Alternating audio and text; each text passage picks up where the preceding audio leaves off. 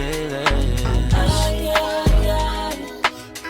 I won't just say yes. Need you to do more than say less. I thought you knew that anybody can do that. I want to play this TikToker. This guy talks about as TikTok may go away, which we'll talk about as well, maybe tomorrow. He talked about the history of the Republican Party and how the goal was to capture the low IQ. And there's a lot of conversation around IQ. There's this guy challenging me because he's a Mensa. And, me too.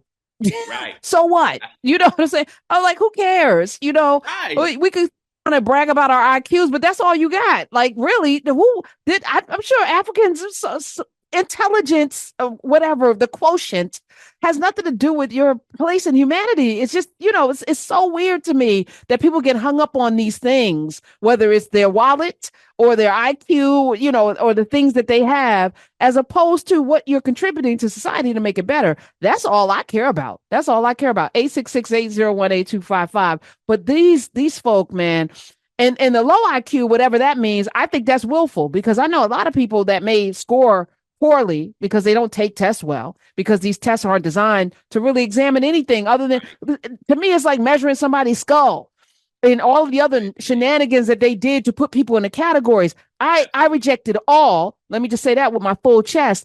But even that, if you choose to be ignorant, that's a choice.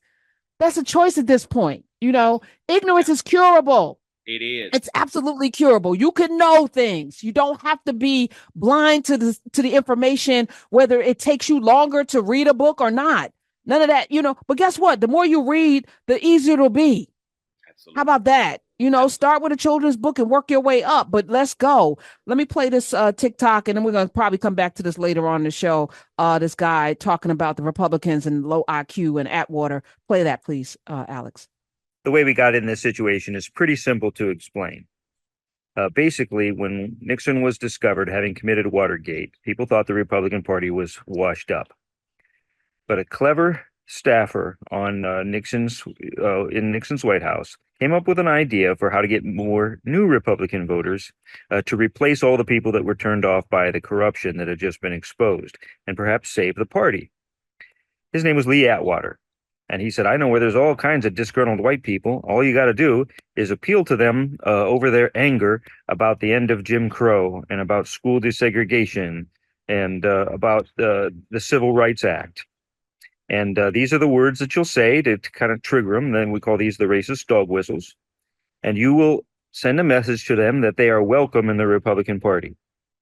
And starting in the mid-70s to the mid-80s, there was a massive change in voter registration from Democrat to Republican on the part of all these racists and lowlifes and ignorant people.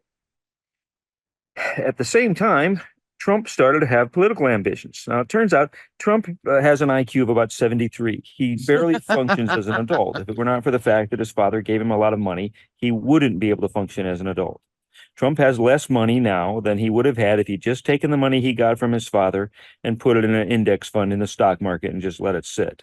But he's gradually played around with it all these years and lost it in all his lawsuits and so forth, and his 6 bankruptcies. And he's dissipated a fortune over his lifetime. Now, he's had the Russians for the last 20 years to bail him out, but ordinary people cannot be as dumb as Trump and still function. But Trump came out onto the public stage and started talking boldly like he wanted to do things politically and help the people of America. And he speaks like a third grader, because that's what somebody with an IQ of 73 talks like, even if they're an adult. Linguists have analyzed his speech, and they've made it plain. He speaks English at a third grade level. This energized dumb people, because for the first time they could understand a presidential candidate.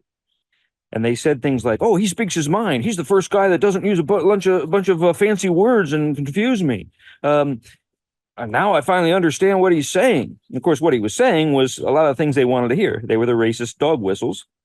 And so you had a beautiful alliance from their perspective of racists and stupid people. Mm. I was thinking about this from the standpoint.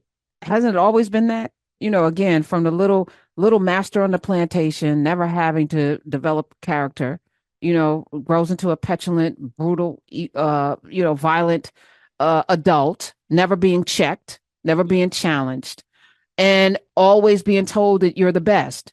And you look around and you look out and you get to subjugate other people, even though you've not read, done anything, of significance because somebody's doing it for you, including emptying your chamber pot, wiping your ass.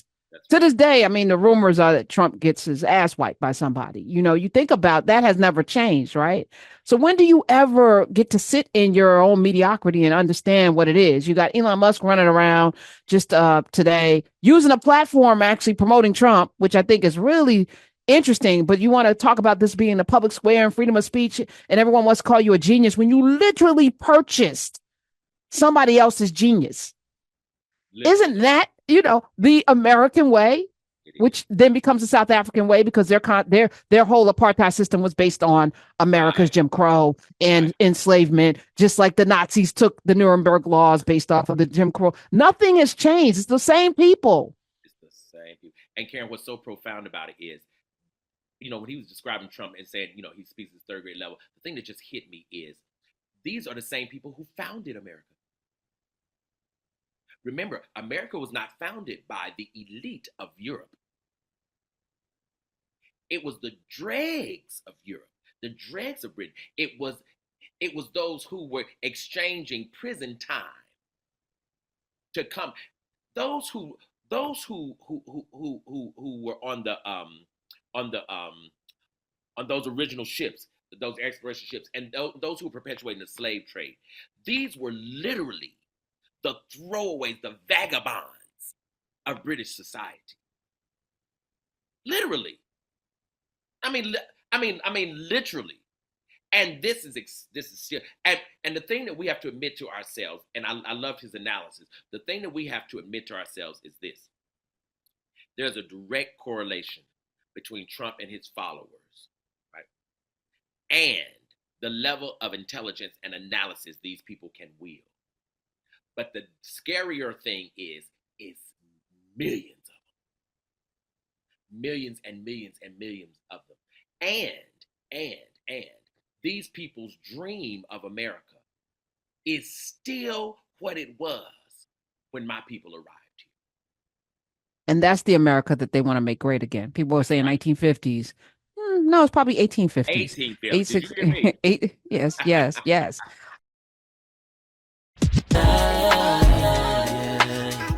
I won't just say yes. Need you to do more and say less.